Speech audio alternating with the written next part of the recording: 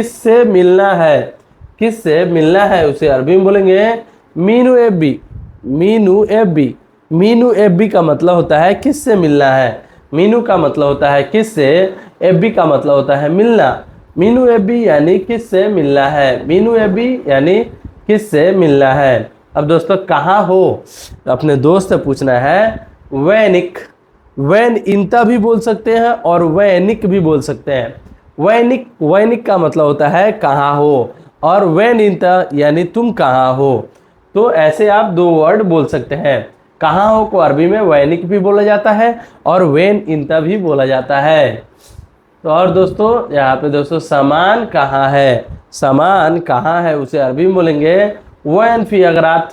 Van, van फी अगरात। Van का मतलब होता है कहाँ है, सॉरी वैन फी, वैन का मतलब होता है कहाँ, फी का मतलब होता है, और अगरात का मतलब होता है सामान। तो सामान कहाँ है उसे अरबी में वैन फी अगरात बोलते हैं। वैन फी अगरात यानी सामान कहाँ है। दरवाजे पर है, दरवाजा पर है उसे अरबी में बोलेंगे फी इन द बाब। फी इन दल बाब, फी इन दल बाब।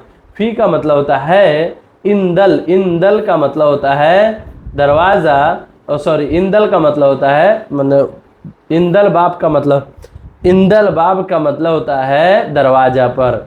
फी का मतलब होता है और इंदल बाब का मतलब होता है दरवाजे पे।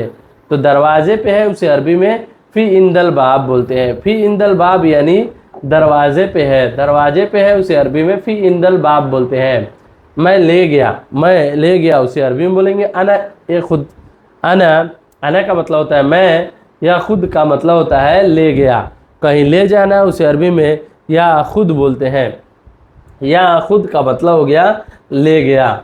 मैं ले गया, तुम ले गए, ऐसे बोल सकते हैं। तो मैं को अना बोलते हैं, तुम को इंत बोलते हैं। इंत या खुद यानी तुम ले गए, अना, अना या खुद यानी मैं ले गया। तो मैं ले गया को अरबी में अना या खुद बोलते हैं। क्या है, क्या है को अरबी में सुनो फी बोलते हैं। सुनो का मतलब होता है क्या, और है को अरबी में फी बोलते हैं।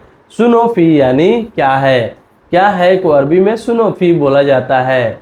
अब दोस्तों एसी चालू करना है उसे अरबी में बोलेंगे फिक्की मुकैयफ। फिक्की, फिक्की मुकैयफ। फिक्की का मतलब होता है चालू करना और मुकैयफ का मतलब होता है एसी। तो फिक्की मुकैयफ यानी एसी चालू करना है। एसी चालू करना है उसे अरबी में फिक्की मुकैयफ बोलते हैं। फिक्की मुकैयफ यानी एसी चालू करना है।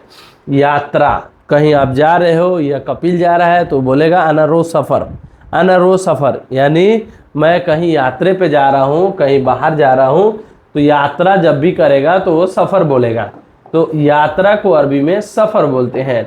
यात्रा करना, ट्रैवल करना उसे अरबी में सफ़र बोलते हैं। अब दोस्तों मुझे छुट्टी चाहिए, मुझे छुट्टी चाहिए उसे अरबी में बोलेंगे अना एबी इजाजा। अना एबी इजाजा। अना का मतलब होता है मुझे, एबी का मतलब होता है चाहिए, इजाजा का मतलब होता है छुट्टी। तो मुझे छुट्टी चाहिए उसे अरबी में अना एबी इजाजा बोलते हैं।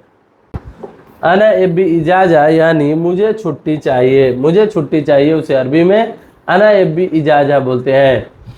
मुझे घर जाना है, मुझे घर जाना है उसे अरबी में बोलेंगे अना एबी सफ़र।